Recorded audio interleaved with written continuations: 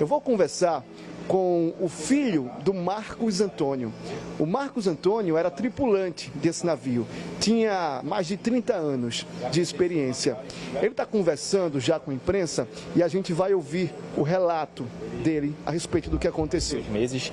Mais de 2 meses sem conseguir nem falar direito. Foi por um milagre mesmo que ele conseguiu voltar, porque foi uma coisa muito traumática que ele aconteceu. Ayrton, a gente estava falando que o teu pai tem uma vasta experiência, né, no mar, anos de experiência. Você me adiantou que ele sobreviveu a 2 naufrágios. Esse que ele enfrentou foi o terceiro da vida profissional dele. Como é que você acha que tudo aconteceu? Olha, a gente já estava ciente de que era um trabalho muito arriscado. Outros colegas dele já sofreram um acidente num porto de Recife, chegando em Noronha. Já teve amigo que perdeu a vida, já perdeu o dedo, chegou a ser internado, e era um trabalho muito, muito arriscado. E assim, a gente sabe que a informação que chegou para a gente familiar foi que ele chegou, estava a caminho de Noronha, e nesse caminho eles conseguiram perceber que as mercadorias estavam desamarrando, né, estavam se soltando, e corria o risco do barco afundar. E aí eles pegaram e voltaram, tentaram voltar para Recife. Nesse meio caminho que ele tentou voltar, foi que aconteceu o incidente.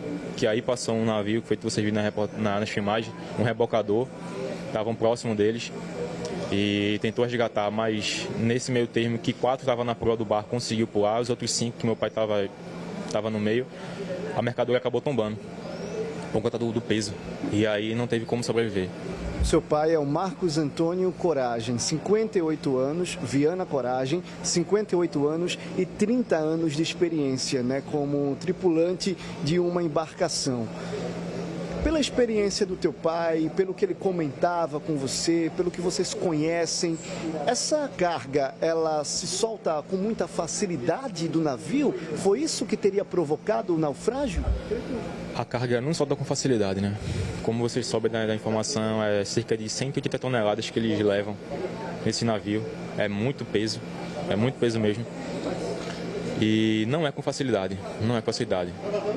E assim, pelo tempo que meu pai tem de experiência, meu pai tinha muita frieza, ele não é um cara que se espantava com qualquer coisa. Inclusive, meu pai até me salvou de um afogamento, eu e meu outro irmão.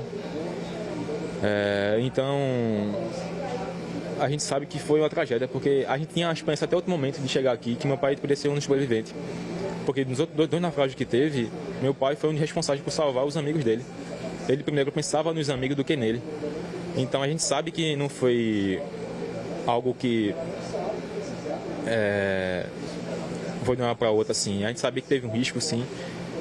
A empresa sabia desse risco, tanto é que nesse caminho dele voltar para Recife, acredito eu que se a empresa pensasse nos tripulantes, era para eles abandonar e sair e pensar na vida deles, não na mercadoria, porque a mercadoria está aí, perdeu. E a vida do meu pai? E a vida dos amigos dele? Existia uma preocupação maior com a mercadoria? Exatamente, porque a nota que saiu foi essa, não é palavra minha.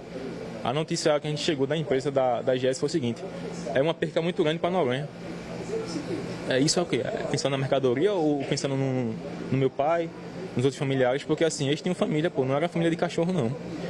Você adiantou anteriormente que o seu pai às vezes comentava com vocês a respeito do excesso de carga.